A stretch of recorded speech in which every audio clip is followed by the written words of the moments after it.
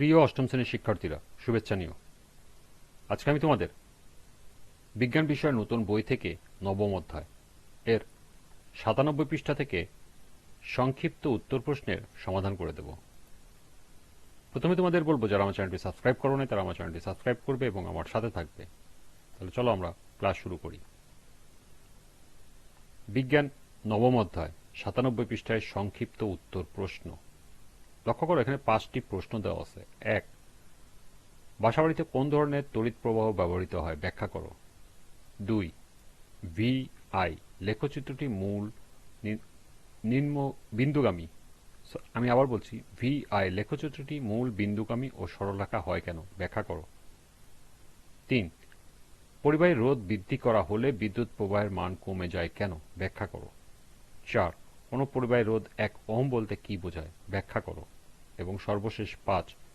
গৃহে বিদ্যুতায়নে সমান্তরাল বর্তনী ব্যবহৃত হয় কেন, ব্যাখ্যা করো। তো চলো এখন আমরা এই ৫টি প্রশ্নের সমাধান দেখে নিই। প্রথম প্রশ্ন ছিল, বাসাবাড়িতে কোন ধরনের তড়িৎ প্রবাহ ব্যবহৃত হয়, ব্যাখ্যা করো। বাসাবাড়িতে সাধারণত পর্যায়বৃত্ত প্রবাহ বা পরিবর্তী প্রবাহ বা অল্টারনেটিং কারেন্ট বা এসি ব্যবহৃত হয়। পরিবর্তী প্রবাহ উৎপাদন ও পরিবহন করা তুলনামূলক সহজ। বিদ্যুৎ কেন্দ্রে উৎপাদিত বিদ্যুৎ ট্রান্সফরমারের সাহায্যে উচ্চ ভোল্টেজে রূপান্তর করে দূর দূরান্তে পাঠানো হয়, ফলে শক্তির অপচয় কম হয়। পরে বাসাবাড়িতে ব্যবহারের জন্য আবার ভোল্টেজ কমিয়ে ২২০ ভোল্টে আনা হয়। এছাড়া এসি ব্যবহারের ফলে বৈদ্যুতিক যন্ত্রপাতি যেমন ফ্যান, ফ্রিজ, টিভি ইত্যাদি সহজে চালানো যায় এবং এটি অর্থনৈতিকভাবে লাভজনক।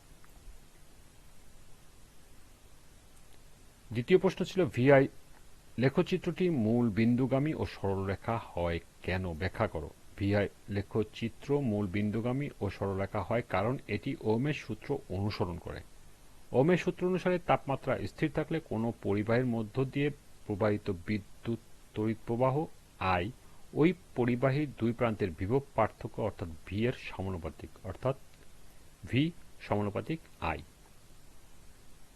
যেহেতু বিভব পার্থক্য শূন্য হলে তড়িৎ প্রবাহও শূন্য হয়, তাই এই রেখাটি মূল বিন্দু দিয়ে যায়, অর্থাৎ বিভব পার্থক্য যে হারে বাড়ে তড়িৎ প্রবাহ ঠিক সেই হারে বাড়ে। এছাড়া যেহেতু ভি এবং আই এর মধ্যে সরাসরি সমানুপাতিক সম্পর্ক বিদ্যমান, তাই গ্রাফটি একটি সরলরেখা হয়।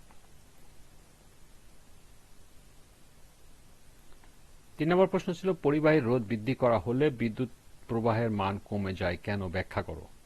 ওহমের সূত্র অনুযায়ী বিদ্যুৎ প্রবাহ আই সমান ভি ডিভাইডেড বাই আর।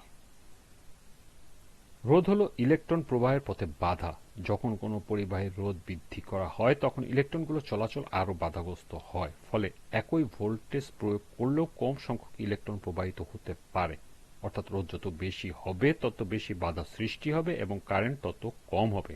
এজন্য রোধ বৃদ্ধির ফলে বিদ্যুৎ প্রবাহের মান হ্রাস পায়।